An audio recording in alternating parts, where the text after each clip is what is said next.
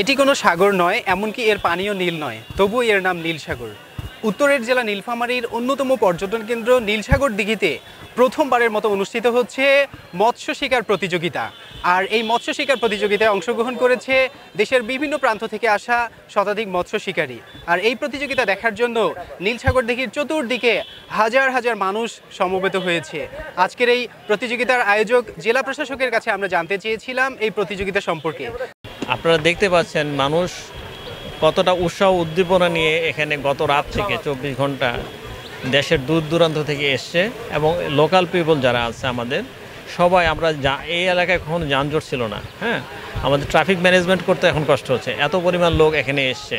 আমার মনে হয় যে এই আমাদের উদ্যোগটা সফল হয়েছে, এবং এই প্রথম আমরা যদিও করেছি, আমরা প্রতি মাসে অন্ততপক্ষে এরকম একটা করে আমরা প্রতিযোগিতার ব্যবস্থা করব।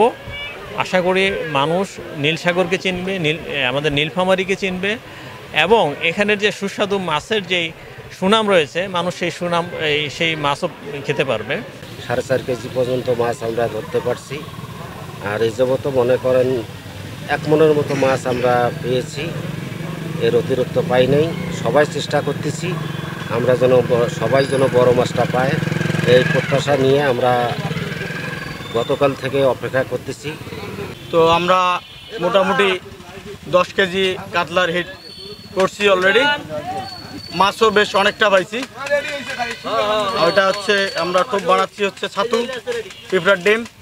যে আয়োজনটা হয়েছে সেটা আসলেই আমাদের নীলফামারীর জন্য এটা আয়োজনটা খুবই প্রয়োজন ছিল, কারণ নীলফামারীর মানুষ জানে না যে এই বড়শি দিয়ে মাছ ধরার যে একটা উৎসব হয় এটা জানে না।